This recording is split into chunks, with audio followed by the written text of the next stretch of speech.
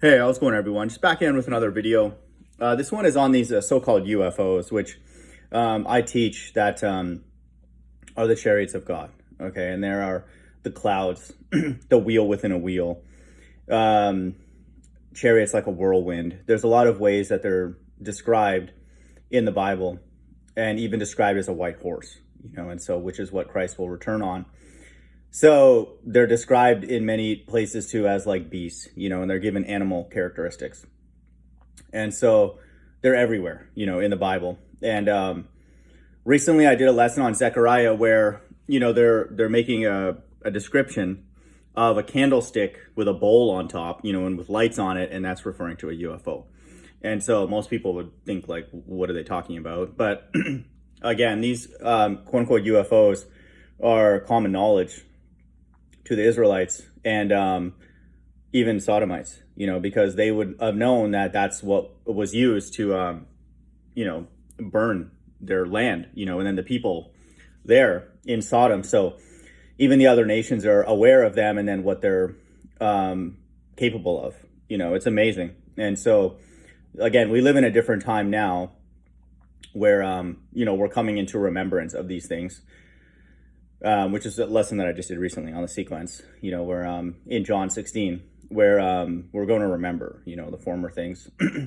And so that's happening, and so it's now, and even this lesson with what LOP sent me about this song by Boston called Foreplay / Long Time. And so it's a play on words as well. Foreplay, the number 4, 144, 14 is referring to God's elect. And then the cover art for this song, I'll put the link below, is a chariot. And then this is the amazing thing about the symbolism here. And then this song was brought out many, many years ago. So it's, first of all, why would they even use that type of cover art? Now they may use it to troll the stuff about UFOs in the news. But this was like in the 70s, mid 70s, 1975. So songwriter's Tom Schultz. TS, 2 S's, okay, 2 6's, 6. Okay, and so God's left-hand side are fully aware of all the nations, okay, are fully aware of these so-called UFOs and how the chariots of the Most High, okay, and then the Bible is not true if they're not in there and then they don't return in the future, okay, in the near future. So it's absolutely instrumental, okay, to know what it means when Christ was taken away on a cloud. That's important, obviously. And then when he returns, all eyes will see him, even those who pierce him. And then when he says that he's going to return with chariots like a whirlwind in Isaiah 66. So 15, that's important to know. What are those chariots? Okay, so, it's important to know, definitely if you are trying to get something from the God of the Bible, because that's the vehicle of salvation. But this artwork is absolutely amazing. So it's a UFO with inside the commanding ship, okay, the commanding area for it, you see the earth, okay, so it also has a flat earth reference in it, and so it's not easy to see, but inside the bubble part of the UFO, you see the earth with the firmament, okay, and so these UFOs in a way are actually sort of constructed like the earth, okay, and so this also shows that God works when he's creating things, he's using similar templates, okay. Because these UFOs are sometimes, some of them are long and flat, and then they'll have like a bubble, and then the people inside. Okay, and that's, our best understanding of the shape of this earth that we stand on. And then the amazing thing about this cover art too is that, so it has a flat earth reference, it has a UFO, and then beneath it has these like 4 speakers. And so Revelation 14:6 says that in the last days, the gospel, the everlasting gospel, is going to be preached by angels. And so it's talking, in this language, it's talking about the music, obviously, that is being produced by these artists. But it has, meaning, spiritual meaning, biblical meaning. Revelation 14:6, and I saw another angel, and those angels are going to be flying in these so-called UFOs, fly in the midst of heaven. Okay, they're not going to be on an airplane or a drone or anything like that. Like the angel is going to fly on a drone. It's all shaky and rocky. This technology is out of this world, literally. And I saw another angel flying in the midst of heaven, having the everlasting gospel to preach to them that dwell on the earth and to every nation and kindred and tongue and people. That's never happened. Okay. Never has that happened in human history. And so that's also debunking preterism, which is absolute nonsense. So this artwork is amazing because it has speakers on it. Like they're able to communicate, okay, and proclaim things.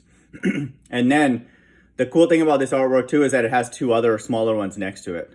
Then that's symbolic of the two witnesses. And then you can see other ones in the distance, smaller ones, but it has two prominent ones on its left and right hand side, and that's for Moses and Elijah. And then it has the earth beneath it, which looks like it's on fire. Okay. And so these UFOs are capable of emanating heat. Okay. Fire and brimstone. Because again, these are the same vehicles that administered the judgment in ancient Sodom. And it's going to be involved in administering the fire here on earth in the last days. Okay. The other nations are going to destroy America. But after that, this battle in Armageddon in the Middle East is going to be the earth fighting against a cluster of these. Okay. And so it's not a fair fight, clearly. These are the actual vehicles for angels, and then Christ himself. And so just know that. So this to me, again, it's very consistent with a song that Trusting in the Most High sent me as well, called Alien by John Paul Smith. And it's the same thing where in this song, they're talking about being saved on a mothership. Okay. And so let me make sure I got the title right. John Paul White, I think, sorry.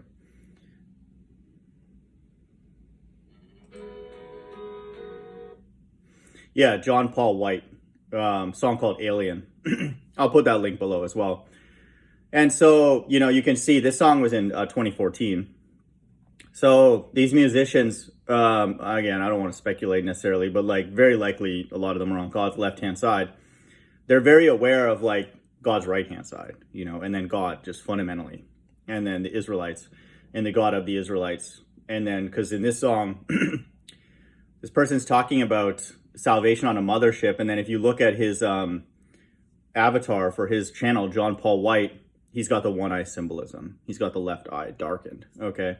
And then we see that a lot, everywhere, even in the truth community. So this is God's left-hand side, and this is why the Bible says that in the last days, God's going to pour out his spirit on all flesh, all flesh. God's left and right-hand side are going to be prophesying. God's right-hand side, first and foremost, is through the two witnesses, but God's left-hand side are very, very aware of the fact that, first of all, these so-called UFOs exist, and then they are vehicles of God and his angels. Hope everyone's doing well. Bye.